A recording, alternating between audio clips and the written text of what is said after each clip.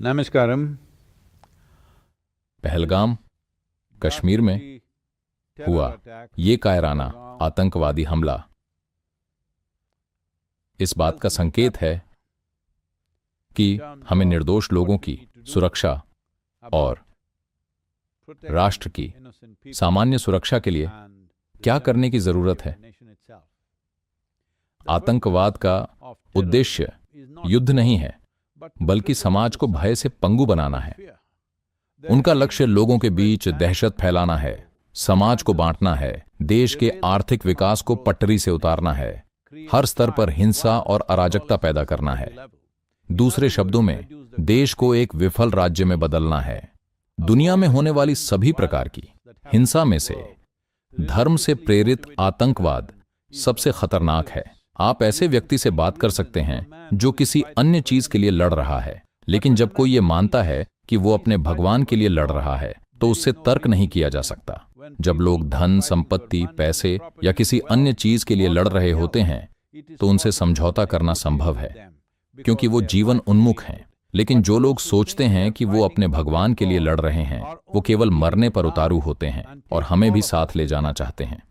हजारों वर्षों तक बाहरी आक्रमणों, विदेशी कब्जों और अत्यधिक गरीबी के बाद यह देश अब आर्थिक खुशहाली की दहलीज पर पहुंचा है।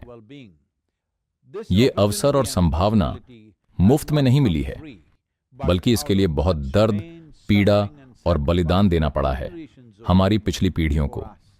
इसीलिए ये हमारा कर्तव्य है कि हम उनके प्रयासों को फलीभूत करें और उनके सपनों को साकार करें। ये जाहिर है कि कुछ तत्व इस देश को सशक्त नहीं होने देना चाहते। अब समय आ गया है कि हम इन राष्ट्र विरोधी तत्वों के दुष्ट इरादों को नष्ट करें। अभी हमें दृढ़ संकल्प और मजबूत हाथ की जरूरत है। कुछ लोग हैं जो राष्ट्रवाद के विचार के प्रति समर्पित नहीं हैं और उन्हें नरमी से नहीं समझाया जा सकता। अगर हम इस राष्ट्र की संप्रभुता को सुरक्षित और मजबूत बनाना चाहते हैं तो इन तत्वों को, जो लोगों को अंधाधुंध मारने और खुद भी मरने को तैयार हैं, जिनकी मान्यताएं राष्ट्र राज्य के मूल सिद्धांतों से मेल नहीं खाती हैं, उनसे बहुत ही सख्ती और लॉन्ग टर्म दृढ़ संकल्पों के साथ निपटा जाना चाहिए। जो भी बंदूक या बम लेकर चलता है, जिसका इरादा सड़क पर किसी को भी मार देने का है, निर्दोष लोग, महिलाएं, बच्चे, उनसे तत्काल कठोरतापूर्वक निपटने की जरूरत है। अगर हमें एक राष्ट्र के रूप में यहां रहना है तो हमें इस देश की संप्रभुता को बनाए रखने के मूल सिद्धांतों को सीखना होगा। ये जरूरी है कि जो भी समाज और राष्ट्र के सामान्य कामकाज को खतरे में डालता है, उसे दबाया जाना चाहिए। लॉन्ग टर्म समाधान अलग हैं, लेकिन इस भगवान की लड़ाई को पूरी तरह से दबाना होगा। ये मायने नहीं रखता कि ये समाज के किस वर्ग से आता है।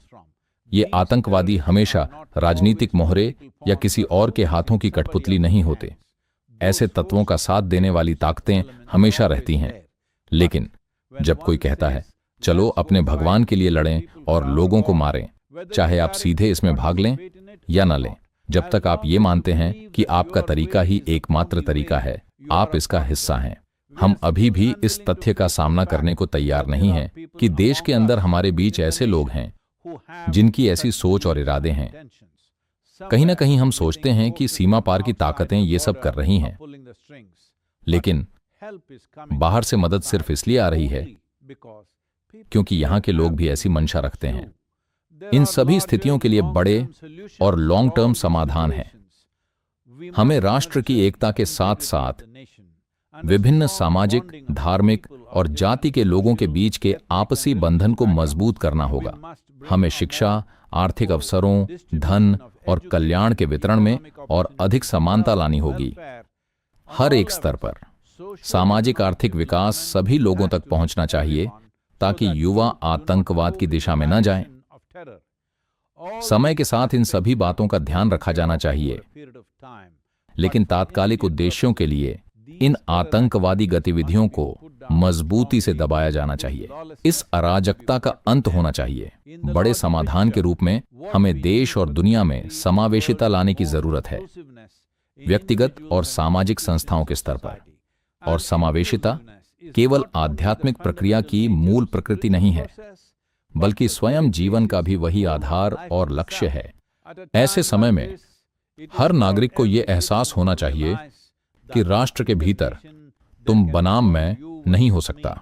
ये मायने नहीं रखता कि हमारे धार्मिक मत क्या हैं, हमारे राजनीतिक संबंध क्या हैं। हम एक भारत हैं और केवल एकजुट होकर ही हम आगे बढ़ सकते हैं और बदलाव ला सकते हैं। हम अभी उस दहलीज पर हैं कि अगर हम सही चीजें करें तो अगले 10 वर्षों में एक भव्य भारत होगा। आइए इसे संभव बनाएं।